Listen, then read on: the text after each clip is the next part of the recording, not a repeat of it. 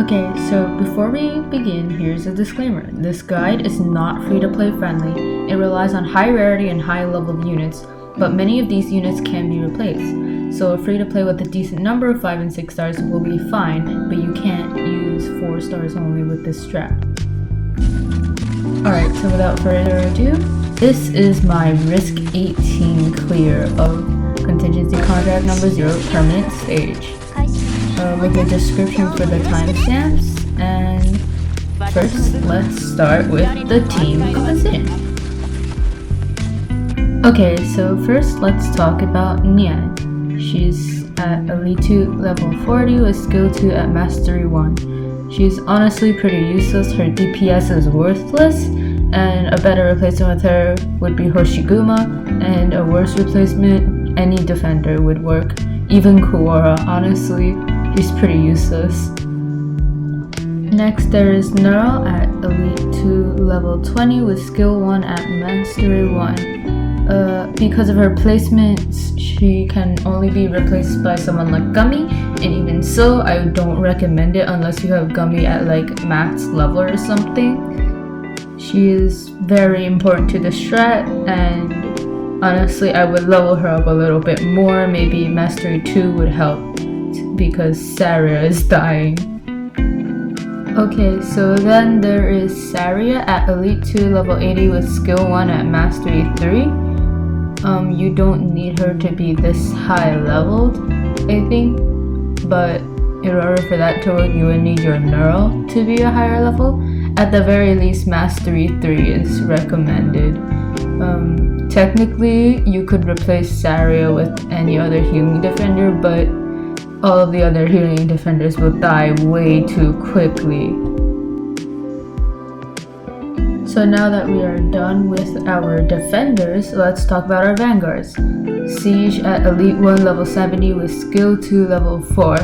She is only there to relieve pressure from Myrtle, and she can be replaced with any block 2 vanguard. Bagpipe won't work unless Bagpipe can kill things before they reach her. And then there is Myrtle with Elite 2 level 9 skill 1 at Mastery 2. If you want to replace her, get a higher leveled Myrtle or a lower leveled Myrtle. There is no Elysium in this game right now, and also Myrtle's healing talent will be clutch for your siege. You are also going to need Lapland, Elite 2 level 20 skill 2 Mastery 2. You really just want her for the silence. You can replace her with Silver Ash because Silver Ash can do some damage to release pressure on Saria, but if you don't want to kill your Saria with the spiders, then bring a Lapland. Okay, now we're finally on to the specialist side. Note that the replacements here are not better nor worse. They just fit a different scenario. Shaw at Elite 1 level 20 with skill 1 at level 7 is what I used. And you could replace her with F-Eater, but due to DP constraints, I did not. However, the reason why I put F-Eater as a worse replacement for Shaw is because this strat requires both of them. My F-Eater is at Elite 2 level 1 with her skill 2 at level 7. Technically, you can replace her with Cliffheart. My Cliffheart was too weak, so I couldn't do it. And you're also going to want a Project Red. Mine is at Elite 1 level 65 with skill 1 level 7. Gravel will not work as well for her task because Project Red is there to kill the casters. But you're also going to want to bring Gravel. Mine is at Elite 2 level 1 with skill 2 level 7. The higher level your Gravel is, the better, because she has to be good at stalling. Other fast redeploy operators can do this, but I would rather they be used for the offensive than defensive. Alright, so with that, we are done with going over the team composition. Now let's talk about what risk we'll be taking. First, I will list the generic risks, which is the all enemy attack buff tier 1, DP regeneration debuff tier 2, tile ban tier 1, HP seal reduction tier 1, all enemy defense buff tier 1, Agent Invisibility Tier 1, All Enemy HP Buff Tier 2, Friendly Units Attack Debuff Tier 2, and Friendly Units HP Debuff Tier 1. These are the tags that made it easier for me and made it possible for me to clear. It might be different for you because of how leveled your operators are, but this is what worked for me. In addition, I also took Squad Size Reduction 1. I didn't take the Tier 2 because if you do, you have to give up the 2 fast redeploys and Lapland. Basically, this means that you need to use Cliff Art instead of F Eater, and it will put more pressure on your defenders. If your Saria and your Neural cannot heal enough, then you will fail. And finally, I took the Rockbreaker buff too. We need to increase the risk somehow. Specific buffs are usually worse, as we know from CC Beta, but in this case the Rockbreakers aren't dangerous because we can kill them faster. If we buff all the enemies, the agents will kill your Saria really quick. So now that we know our operators and our risks, let's get into how our run will go. Start with placing Myrtle down on the tile diagonally right from the push tile. As soon as her skill is up, activate it and then drop down Siege as soon as possible. Okay, now wait for deployment points.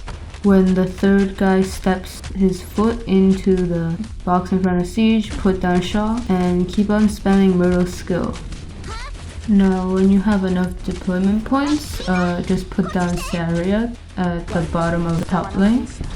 Then wait until you have enough deployment points and put down Yin. Wait for Myrtle's skill, activate it one more time, and then drop F Eater. Activate her skill every time there is a new Rockbreaker that is about to hurt Nian. There only needs to be one push to get them to split box onto the tiles. The next operator to drop is Neural. You can activate Myrtle's skill again if you want to put down Lapland faster.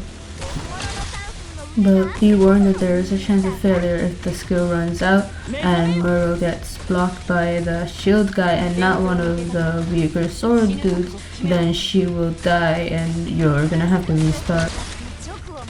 Every time I cast their columns, drop red right when they walk over the side of the heat pump tile because red alone can't kill them.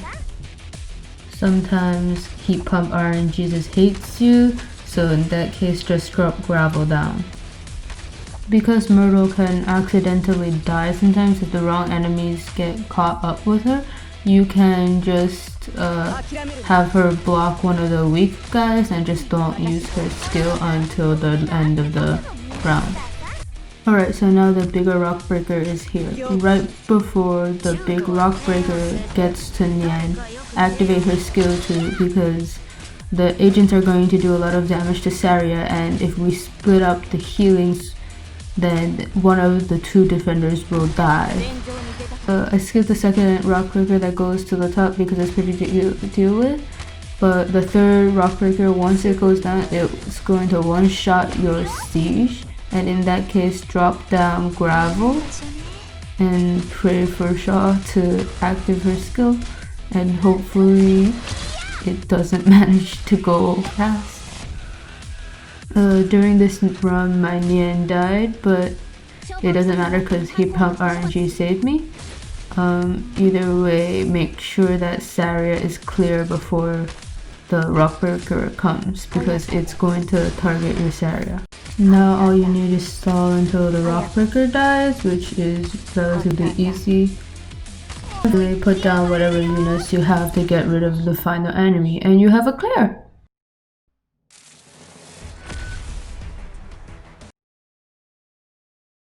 So thank you for watching. I have a clear that I'll link in the description. This is my first time making a guide like this. Like and subscribe for more, I guess.